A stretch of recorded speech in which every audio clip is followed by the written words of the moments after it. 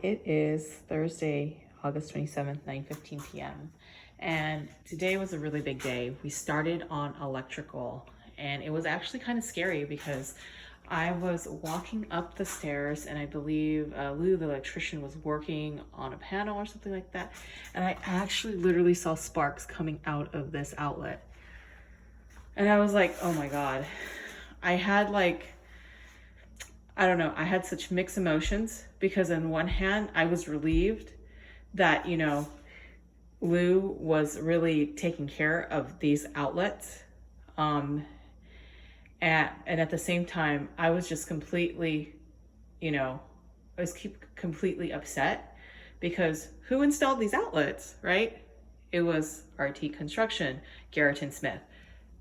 This was done by his son, and it was fixed, quote, I use quote, air quotes, fixed by his, I don't know what to call him, handyman helper, that kind of oversees things, that talks, but doesn't really do much, in terms of doing things. He fixed it, and it was still bad. This outlet I have a video of is that it didn't even have a ground. And you can't help but shake your head. I mean, if you understand construction, this electrical, this is literally what Lou said. It's a disaster. It's a disaster. So because of code and for certification, every 4 feet we need an electrical outlet. So you put one in there and you put another one in here. So I will ask him about the GFCI tomorrow. But this was pretty scary. I have to admit, seeing sparks coming at actual outlet. I mean, the last time I've ever seen anything like that was when I was a kid and I was doing something really silly and I got a coin stuck between the outlet, the outlet and the electrical cord, where the metal hits into the outlet and sparks were flying. So yeah, this was pretty interesting. Also this evening, or today, I met with basically 3 different contractors regarding the kitchen. And as I've said before, the main problem with this kitchen, as all the contractors notice, is why is there this big gap, right? Why is there that gap? And the gap is because the soffits aren't level. And so initial reactions like, okay, that's understandable. If the soffits aren't level, then you have these gaps. But among all the contractors that I talked to, which leads me to believe this is a standard practice, is that if you're going to demo and do a kitchen remodel, you level the soffits, right? Because look what's going to hang up there. You have a kitchen remodel. You are going to hang cabinets up there. And where do the cabinets? The cabinets, I don't know about you, but they either are almost flush to the soffits, or they're a little lower, but it's even. And so this is something that I need to redo. I'm going to redo the soffits to even it out. I've talked to other contractors about, okay, what do we do about these gaps? And a lot of them could not find a suitable solution. It would have been expensive either way, because to do this type of work, to try to trick it out and pretend like, that nothing's there and just kind of hide it by putting wood. The problem is where would you put your finishing nails, right? Where would you nail it, right? That is an issue. The other issue is that it's just hard. It's just hard to do that. It's just hard to do that. So the solution is to redo the soffits here, to do it correctly, which is basically, like many things, if done correctly, is the foundation of setting up something better. And so what's left here is that I need to do the toe kick, and I need to add additional paneling here, or space here. I mean, look how close this is. And I only know so much. I relied on Artique Construction, Garrett and Smith, to help me through this, and he didn't. I mean, that's why he makes, like I said before, he makes beautiful things look bad. Like, this is literally a beautiful kitchen. This is beautiful stone. And a lot of it, we're like surprised to see stuff like this. And we're even more surprised to hear, oh, another thing about the stone is that Eddie, who installed this, told me that he was going to use like sandpaper or something to remove the epoxy. I mean, this is a freaking like $2,800 stone, right? You don't use epoxy. Basically, what the contractors told me is that there's a special machine that's used to buff all this stuff. And they even said, even the contractor said, like, these are bad seam jobs. This is an ugly, ugly, bad seam job.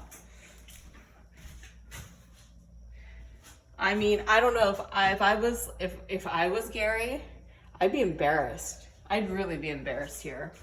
This is ugly seam. It's like, and you want to use like sandpaper? No, you need to use a machine to buff it, because this is a special, like, you know, because it's a nice stone. This is not cheap stuff.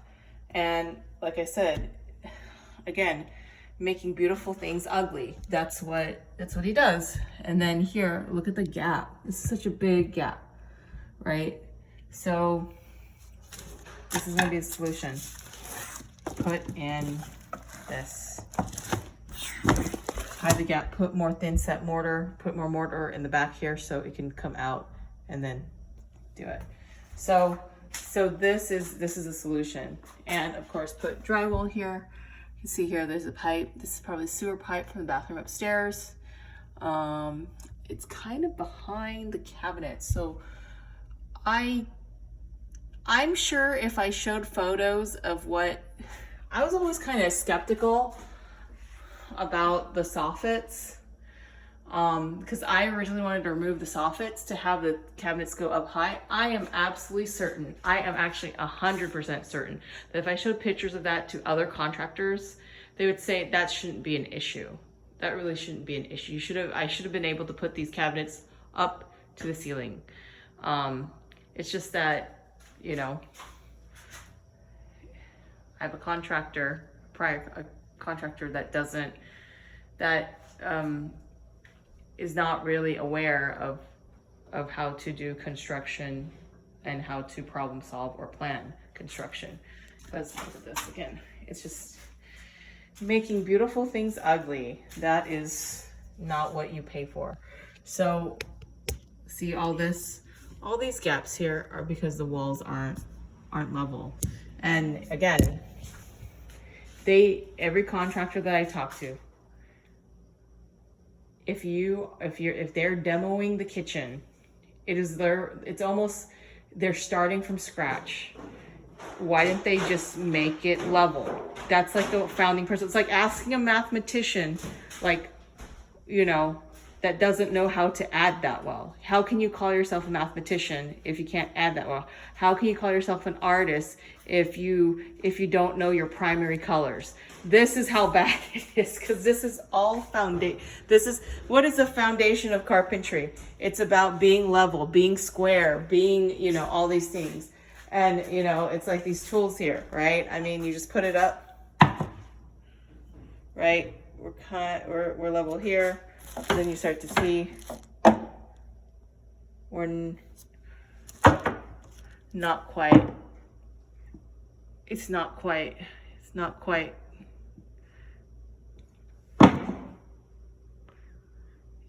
because you could start to see it's all kind of dragging. So that's the solution, to redo the soffits, take out the cabinets and to redo them, to redo the work that that Garry didn't do correctly.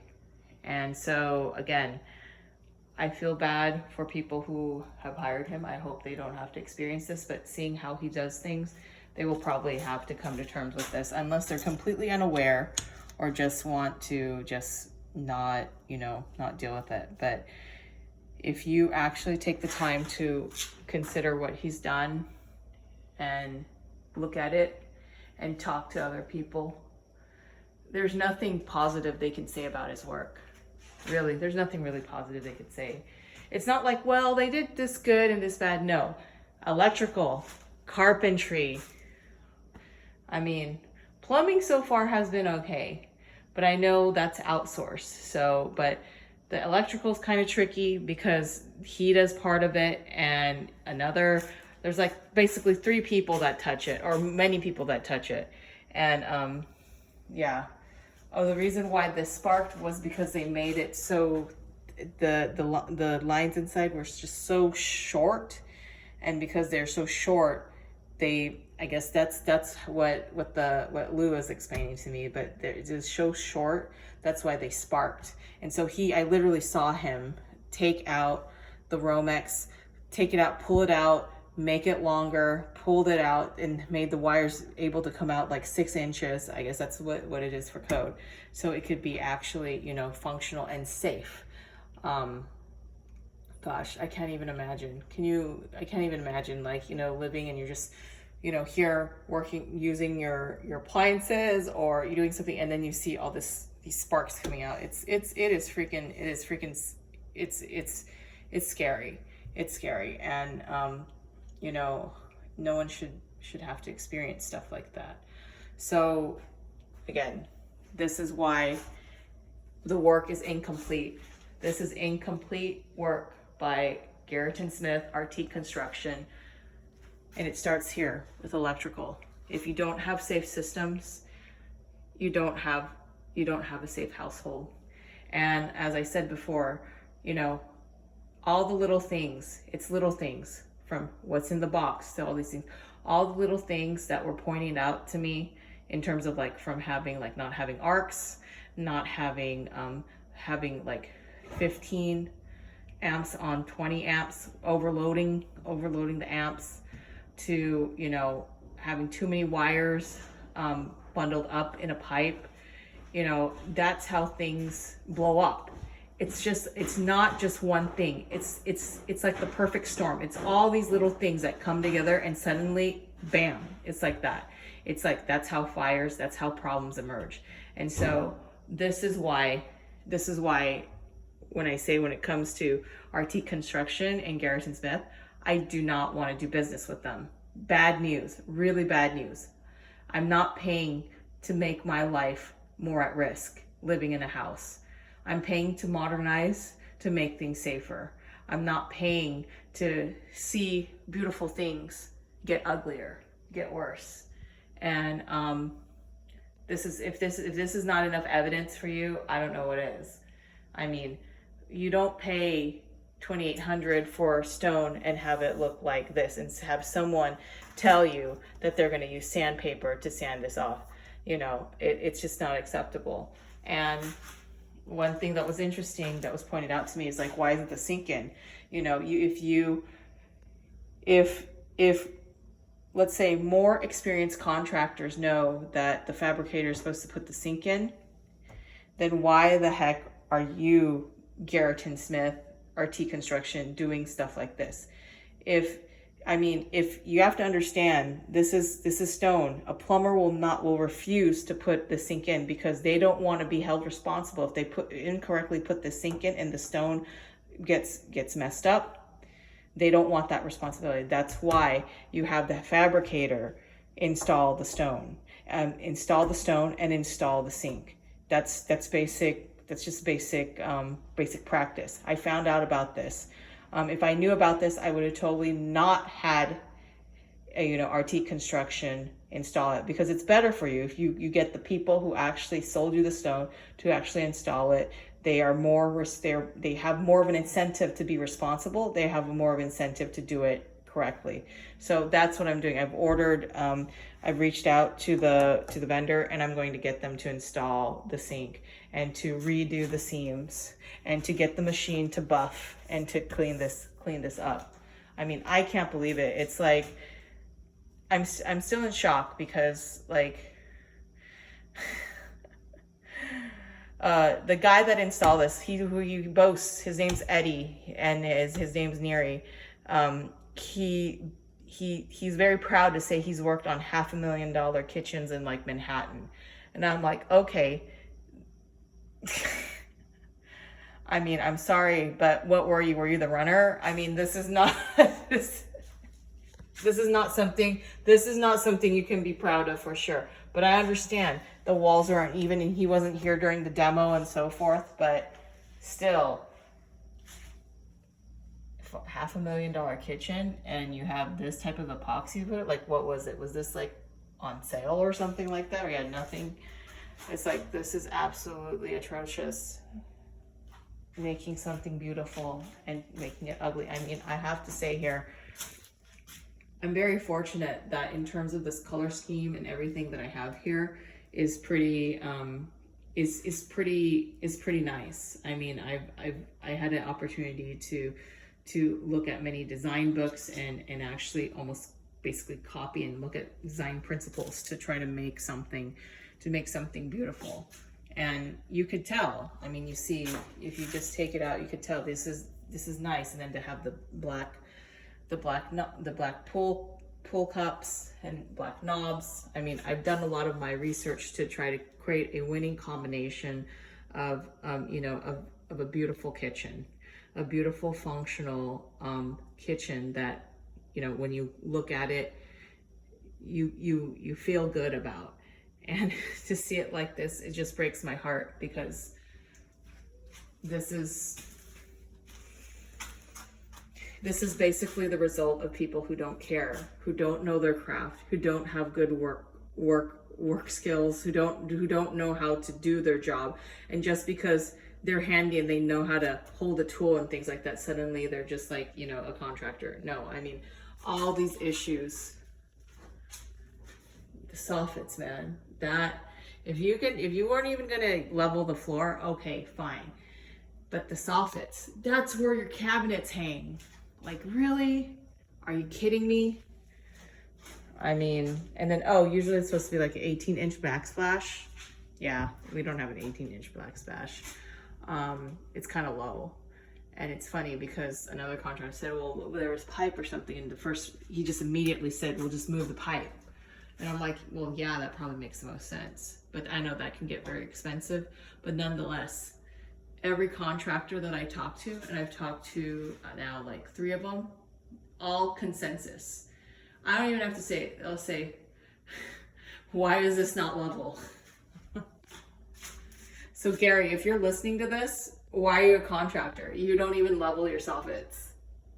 Everybody else knows that. It's like everybody knows their ABCs and you don't. So why do you do this work? Because you're not even providing like standard work. So yeah. Incomplete, absolutely. Incomplete job, absolutely. If I have to redo the work, redo your mistakes, then it's complete. It's utterly an incomplete job that is really, you know, I don't know. I'm embarrassed by it, and yeah, I wouldn't want to be the contractor. I could not put my head up high knowing this is the type of work. If I was the contractor that did this, I put my head up high to be able to say like, yeah, this is what I do. I can't. That'd be too much of an embarrassment. That'd be too much of an embarrassment. And this is it. It's a complete embarrassment. I mean, seriously.